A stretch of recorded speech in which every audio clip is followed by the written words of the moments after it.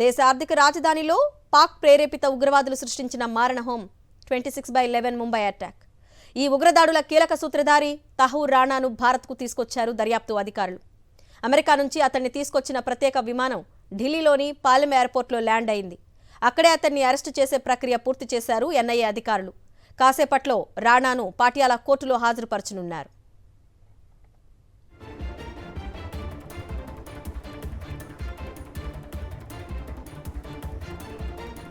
Land అయిన దగ్గర నుంచి జైలుకు తరలించే వరకు తహూర్ రాణా మూవ్మెంట్కు కట్టుదిట్టమైన భద్రతా ఏర్పాట్లు చేశారు ఢిల్లీ పోలీసులు.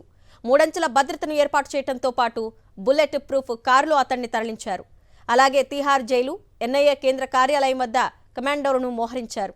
2 ఐజీలు, 1 డీజీపీ ర్యాంక్ అధికారులను భద్రతా వ్యవహారాలు పర్యవేక్షిస్తున్నారు.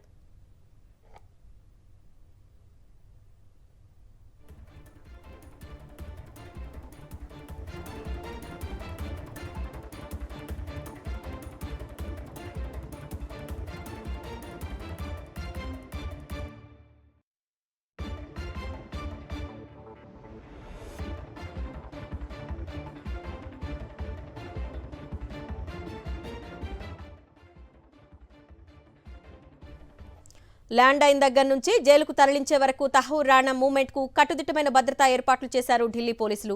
3 అంచెల భద్రతను ఏర్పాటు చేయడంతో పాటు బుల్లెట్ ప్రూఫ్ కారులో అతన్ని తరలించారు.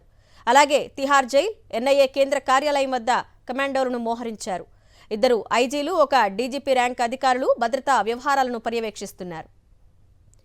26/11లో పాక్ ఎస్ఐ హస్తంపై ఆధారాలు సేకరించనుంది జాతీయ దర్యాప్తు సంస్థ.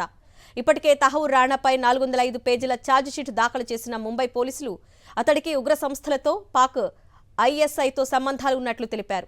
తహూర్ రాణాను భారత్కు అప్పగించడంపై దాయాది పాకిస్తాన్ స్పందించింది. రాణా పాక్ జాతీయుడు కాదని, కెనడియన్ అంటూ అతడికి దూరం జరిగింది. 20 ఏళ్లుగా రాణా తన పౌరసత్వం పత్రాలు రెన్యువల్ చేసుకోలేదని, అతడు కెనడా పౌరుడేనని స్పష్టం చేసింది పాక్ విదేశాంగ శాఖ. 26/11 ముంబై దాడులతో పాకిస్తాన్కు సంబంధం లేదంటూ పాత పాటే పాడింది.